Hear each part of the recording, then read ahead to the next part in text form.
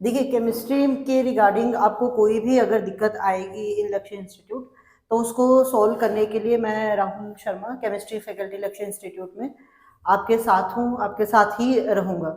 देखिए, क्लास में आपको किसी भी तरह का कोई डाउट है या किसी भी प्रकार का कॉन्सेप्ट समझने में दिक्कत आ रही है, आप उसी समय पूछ सकते हो। नहीं उस समय पूछना तो आप क्लास से पहले पूछ सकते हो, क्लास के बाद पूछ सकते हो। बिना डाउट को क्लियर करके हम लोग आगे नहीं बढ़ने वाले।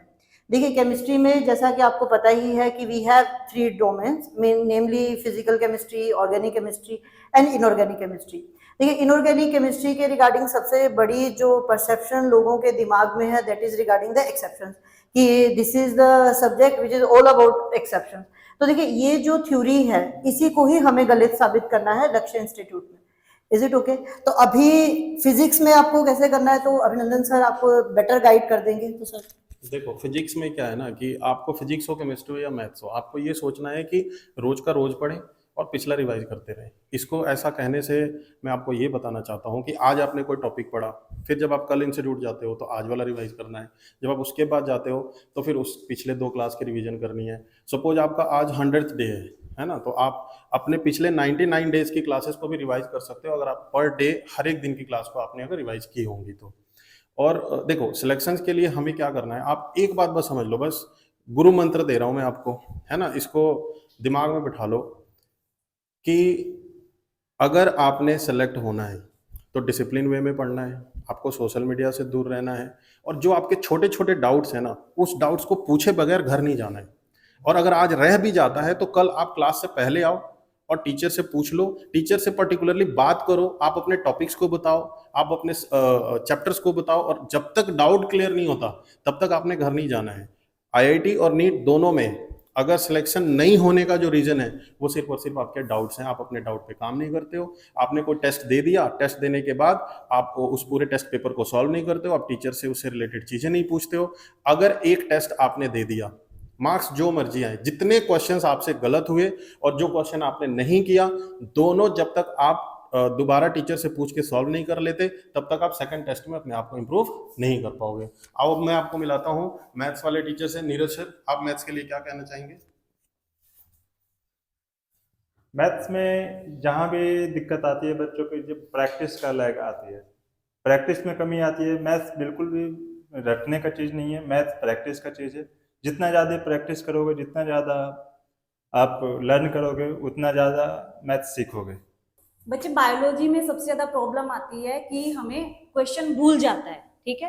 तो उसको जो कंसेप्ट हमें भूल जाता है, तो उसके लिए मेन सॉल्यूशन यही है कि जैसे जितनी ज्यादा आप प्रैक्टिस करोगे उतना ही ज्यादा आपके लिए बेनिफिट होगा। जैसे मैं करवाती हूँ क्लास में, तो जो भी टॉपिक आपको पढ़ा दिया, तो उसके लिए फिर बाद में 2 से 3 या उससे भी ज्यादा उसकी प्रैक्टिस करवाई जाती है। और प्रैक्टिस के बाद जो है उसके कुछ क्वेश्चंस दिए जाते हैं, उस क्वेश्चंस को सोल्व करके फिर जो डाउट रह जाते हैं फिर उसके जो है डाउट्स लिए जाते हैं। तो डाउट्स के जब तक आपके क्लियर नहीं होंगे, नेक्स्ट चैप्टर पे हम मूव ही नहीं करते हैं।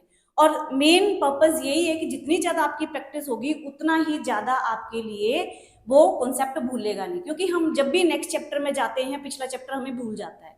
तो हमें जब हम प्रैक्टिस करेंगे चैप्टर की तो वो चैप्टर नहीं भूलेगा।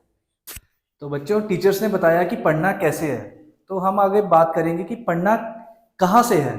मॉड्यूल्स होंगे आपके पास, जो मॉड्यूल्स हैं वो चैप्टर वाइज हैं, प्रॉपर उनमें असाइनमेंट्स हैं, क्वेश्चंस है, there are lot of questions हो देयर। तो हम मॉड्यूल्स को इस तरह से हमने कवर किया है कि उनकी जो एनालिसिस कर की हुई है वो प्रॉपरली जेई और नीट के रिगार्डिंग ही है, ठीक है। उसका जो आपका रिजल्ट, जो टेस्ट होंगे आपके, उसका जो रिजल्ट आएगा उसका प्रॉपर एनालिसिस किया जाएगा, ताकि हर एक बच्चे का वर्कआउट होगा कि कौन सा बच्चा किस सब्जेक्ट में अच्छा परफॉर्म कर रहा है और वो कहाँ पर वीक परफॉर्म कर रहा है। तो उसी बेसिस पे उनको परफॉर्मेंस चार्ट दिए जाएंगे, ठीक है। Hello guys, this is Rajat from लक्ष्य इंस्टीट्यूट। लक्ष्य एक भरोसा नहीं, एक विश्वास, जो कि पठानकोट के लोगों ने पिछले 7-8 साल से लक्ष्य में दिखाया है। और लक्ष्य जिसने लोगों का विश्वास जीता है अपने बेहतरीन रिजल्ट्स के साथ, बच्चों को गाइड करके, और बच्चे जो कि बहुत अच्छी अच्छी जगह पे आईआईटीज में, एम्स में, जीएमसीज में एनडीए बच्चों ने क्रैक करा है। काफी सारे बच्चे अच्छी अच्छी जगह पे जो है वो पहुंच गए हैं। गाइस, ये तो आपने सुना कि हमारे टीचर्स जो हैं अपने अपने सब्जेक्ट के बारे में उन्होंने बताया आपको। बात ये आती है कि हम लोग और क्या क्या चीजें जो है यहाँ पे प्रोवाइड करवाते हैं। सबसे पहली बात, यहाँ पे आपको इंटीग्रेटेड प्रोग्राम मिलता है। इंटीग्रेटेड मीन्स कि आपको बोर्ड प्लस कंपटीशन दोनों कवर करवाया जाएगा। इसके साथ जो है स्टडी मटेरियल, जो कि सर ने भी बताया, जो कि सर की रहेगी वहां पे। पूरी टीम को आपने देखा जो अपना अपना पार्ट यहाँ पे अदा करेगा। डाउट सॉल्विंग सेशंस जो हैं वो डेली के डेली रहते हैं। डेली के डेली क्लास से पहले भी आप डाउट ले सकते हो, क्लास के बाद भी ले सकते हो। वो आएगा तभी जब आप सेल्फ स्टडी करोगे, तो सेल्फ स्टडी भी करना बहुत जरूरी है। इसके साथ साथ टेस्ट सीरीज हमारी अवेलेबल रहती है, ऑनलाइन ऑफलाइन दोनों मोड में है। और इसके साथ साथ ट्रांसपोर्टेशन की फैसिलिटी भी कुछ रूट्स पे जो है अभी अवेलेबल है। जो भी बच्चे इंटरेस्टेड हैं, एक बार आके क्वेरी करिए। कोई भी इंफॉर्मेशन है, कोई भी डाउट है, आप अपना क्लैरिफिकेशन करिए। यहाँ पे आपका एक एक डाउट जो है वो सॉल्व किया जाएगा।